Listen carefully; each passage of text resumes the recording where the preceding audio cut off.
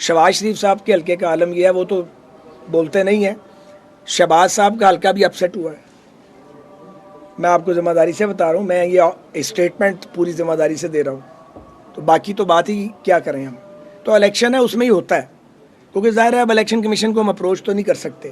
وہاں جو لوگ حلقہ بندیاں کر رہے ہیں انہوں نے کچھ سوچا ہوگا، لیکن وہ جو ڈیسیجن میکنگ ہوئی ہے ہمارا اس سے اتفاق بہت ساری جگہوں پہ نہیں ہے، اسی لیے ہم عدالت میں جا رہے ہیں نا جی. اچھا خواجہ صاحب بتائیے گا کہ آپ نے جیسے ابھی بتایا کہ مسلم لیگ نون جو ہے وہ امیدواروں کے انٹرویوز کر رہی ہے، باقی پارٹیز نے ابھی یہ سلسلہ شروع نہیں کیا، تو اتنے ٹھنڈے الیکشن کا ماحول ابھی تک کیوں نہیں بن سکا؟ یہ 2023 کے جو الیکشن ہے ابھی اتنے ٹھنڈے کیوں ہیں، اور یہ چیم گوئیاں کیوں ہیں کہ یہ الیکشن جو ہیں عین وقت پہ نہیں ہونے؟ حالانکہ سپریم کورٹ کا بھی حکم ہے، پھر بھی اس طرح کی افواہیں کون پھیلا رہے ہیں؟ 2 سوال کیے ہیں آپ نے ایک سوال میں، ایسے ہی کتنے کیے ہیں سوال ایک سوال میں؟ اوکے. ایک آپ نے سوال کیا کہ الیکشن ٹھنڈے کیوں ہیں. الیکشن گرم ہوں گے جب الیکشن شیڈول آئے گا، کیونکہ ابھی حلقہ بندیوں کے مسائل چل رہے ہیں تو کلیئرٹی نہیں ہے کہ کس نے کہاں سے لڑنا ہے.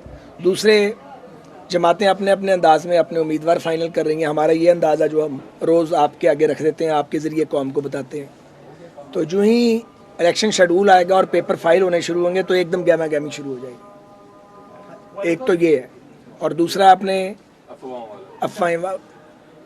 دیکھیں ہمیشہ کچھ لوگ موجود ہوتے ہیں لیفٹ رائٹ ان آؤٹ جن کی ڈیزائر ہوتی ہے کہ کوئی نہ کوئی ڈس آرڈر کریٹ ہو، تو یہ شوشے چھوڑے گئے ہیں میرا خیال ہے. لیکن کوئی پولیٹیکل پارٹی تو اس کو سپورٹ نہیں کرتی، اور میرا نہیں خیال کہ ان شوشوں کا الیکشن کمیشن پہ کوئی اثر ہوگا یا اور کسی پہ کوئی اثر ہوگا.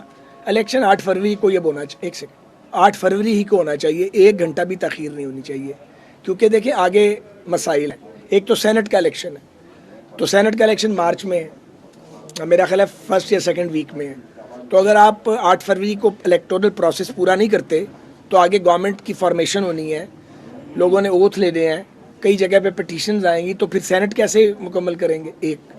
دوسرے جہاں سے پاکستان جس جگہ سے گزر رہا ہے، ایک انٹرم ریلیف تو ہمیں مل گیا ہے، آئی ایم ایف سے ہم نے معاہدہ کر لیا ایک وقتی طور پہ، لیکن یہ لانگ ٹرم نہیں ہے. سو جب تک کوئی الیکٹڈ گورنمنٹ نہیں آتی عوام کے مینڈیٹ سے اور عوام کے ریزنیبل مینڈیٹ سے، تو آپ پاکستان کی اکانومی کو ٹھیک نہیں کر سکتے ادروائز.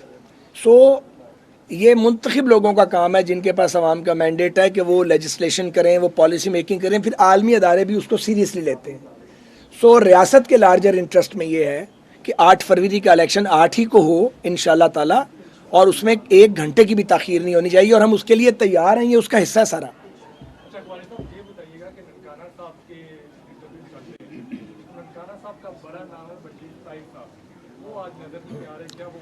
برجیز طاہر صاحب ہیں، کل رات چلے گئے تھے اسلام آباد، آج ہے میاں نواز شریف صاحب کی وہاں پہ کورٹ ہیئرنگ. تو برجیز بھائی جو ہیں وہ کورٹ ہیئرنگ پہ ہیں، انہوں نے پہلے سے پلان کیا ہوا تھا، تو میں نے ان سے تفصیلی بات آج صبح کر لی تھی. باقی ان کی ساری ٹیم یہاں موجود ہیں. صاحب یہ بتائیے گا کہ طلبہ، آپ بھی طلبہ اسٹوڈنٹ سے آپ کا آغاز ہے سیاست کا، تو اس حوالے سے ایک طویل عرصے سے طلبہ تنظیموں کو پابندیاں ہیں، تو یہ ہٹنی چاہیے. اور دوسرا میرا یہ سوال ہے کہ آپ اور آپ کے خاندان کی جمہوریت کے لیے بے شمار قربانیاں رہی ہیں، تو آپ کیا سمجھتے ہیں آپ کی پارٹی میں الیکٹیبلز جو ہیں وہ بھی آ رہے ہیں، یہ وہی الیکٹیبلز ہیں جو آپ کی پارٹی کو متعدد بار چھوڑ چکے ہیں، تو جمہوریت کا پھر یہ کیا ہوگا؟ اب یہ آپ نے 2 سوال بالکل ایک دوسرے سے مختلف کر دیے ہیں ایک ہی سانس میں. اب پہلے مجھے بتائیں کس کا جواب دینا ہے، کدھا جواب دینا تو سو نہیں دونوں ہی دیں گے ایک ایک کر کے. میں بھول جاؤں تو تسی یاد کرانا.